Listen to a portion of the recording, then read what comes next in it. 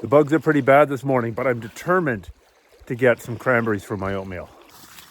Interestingly, these cranberries were on the plants last year, but if you had eaten them last year, they wouldn't have tasted very good. They have to sit underneath the snow for an entire winter to ripen, and at that point become quite sweet. So when you see bears going around through the tundra, that's what they're looking for. They're looking for little tiny berries, and now I am too.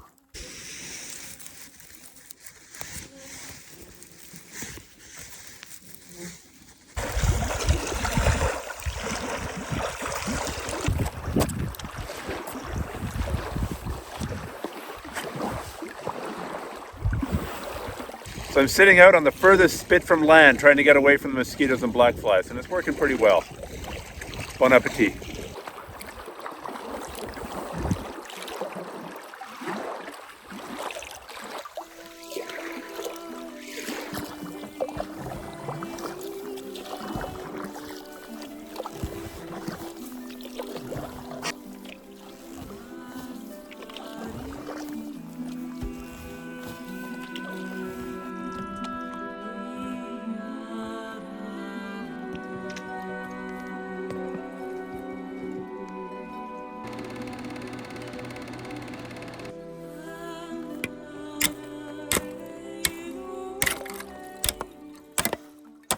Well, that's pretty solid. You're not getting through that without an icebreaker.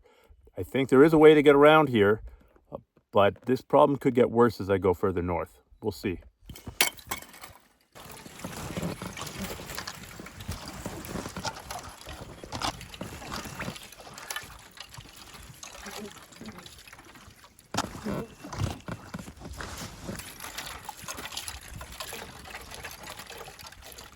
Well, I made it through. I went around a little bit, and then I found a lead that I could punch through and got to the other side.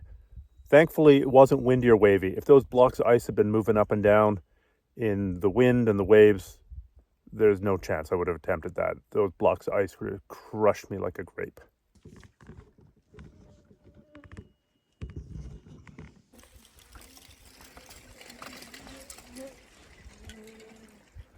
Okay, it turns out that the ice is a lot more extensive than I thought. There's a little island over here that's maybe 10 feet above sea level. But if I get on top of that, maybe I can see a route through.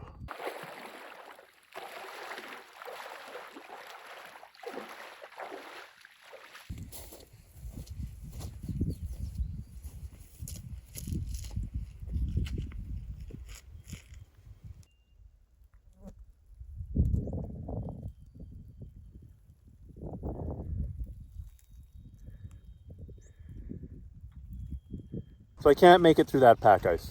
There's no way. Not until it melts or until the wind shifts it. But what I think I can do is sneak along to that shore. And then once I'm at that shore, I can continue going a certain distance along shore and make my way further north.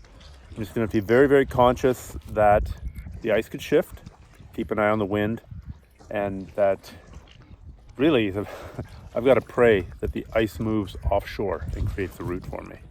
I got to get moving fast here. There's a very slight wind coming in from the north, and you can just hear the ice beginning to shift and grind and groan. I don't know if you can hear it from here. It sounds like slush being moved around. But if it keeps coming this way, my path to the far shore is going to be blocked off. So I got to get going here stat. I think I see a route. So can you hear the ice? It's shifting.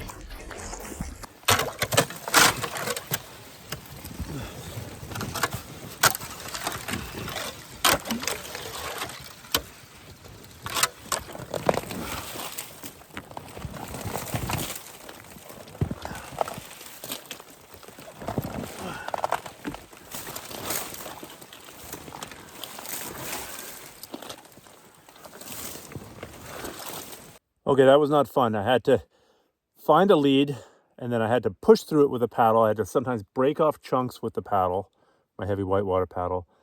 And then my least favorite part was having to get out, but the ice isn't strong enough to stand on. So you got to kind of keep your weight on the boat, and you're pushing with one foot on the ice, trying to push the floes apart and trying to get some forward momentum. It's like being on a super, super slow skateboard with freezing cold water if you fuck up and fall in. I think I see some clear water ahead. I don't know how long it'll last. Let's go check it out.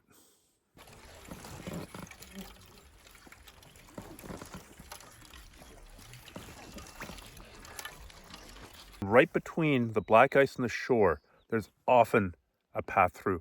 It's no guarantee, because this giant sheet of ice is like a frisbee of death bouncing around in the lake as the wind blows it left, right, north, and south. But there's often a path along the shore, so I'm going to continue along the shore as long as I can.